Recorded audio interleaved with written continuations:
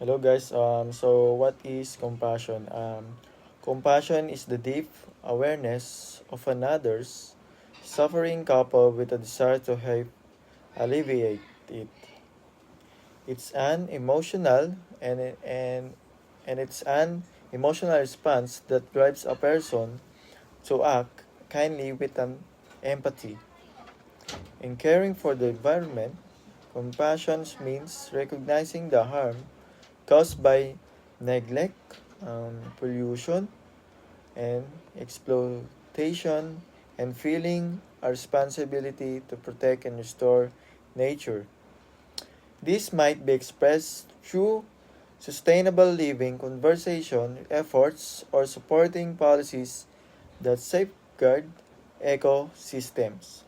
And when it comes to others' compassion, manifests in acts of kindness, um, listening without judgment, and offering to help to those in need, whether through emotional support or tangible action like volunteering or donating resources. It's the practice of seeing the world through the lens of interconnectedness and responding with a sense of shared humanity. So that's what I have learned in my own is what is compassion. Thank you.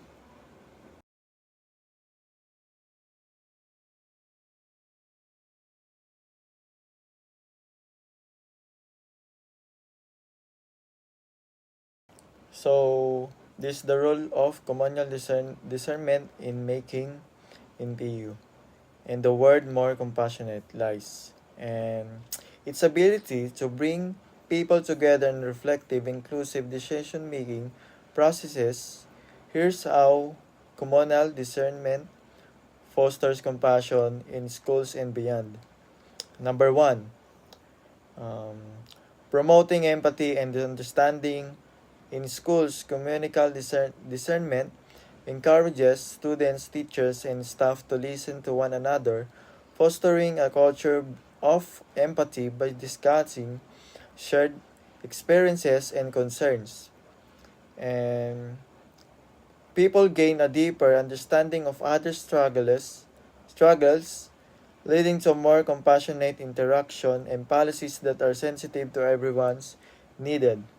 And we have number two, cultivating a sense of belonging. When decisions are made through communal discernment, everyone feels heard and valued. This sense of inclusion builds a supportive environment where people are more likely to care for one another and offer help when needed. In schools, this can reduce bullying, increase peer support, and create a nurturing atmosphere for both student and staff. And number three, fostering collaborative solution. Compassionate action are often the result of group efforts and communal discernment. The collective wisdom of a group helps generate solutions that address the root causes of problems, whether they are social, environmental, or emotional in schools.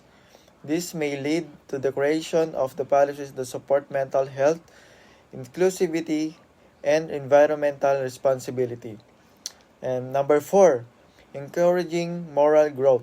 Communal discernment helps the individuals reflect on their values and the impact of their action on others in schools.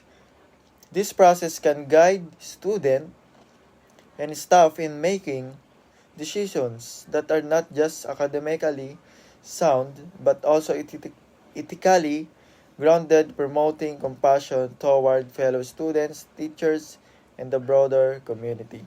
And lastly, number five, building compassionate leadership. Schools that practical communal discernment cultivate leaders who prioritize the common good. These leaders learn to value collaboration, empathy, and justice and are better equipped to create compassionate policies in the wider world. Eh, and ito po yung natutunan ko tungkol sa compassion. Ito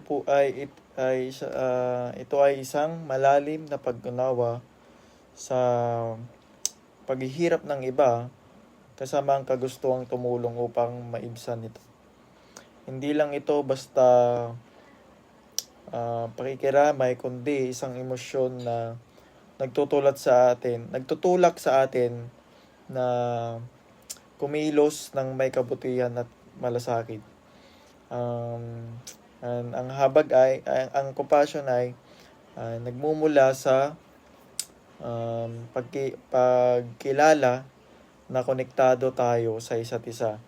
Kaya't nararapat na tayo'y mag-alaga, tumulong at magpakita ng malasakit hindi lamang sa kapwa kundi pati na rin sa kalikasan.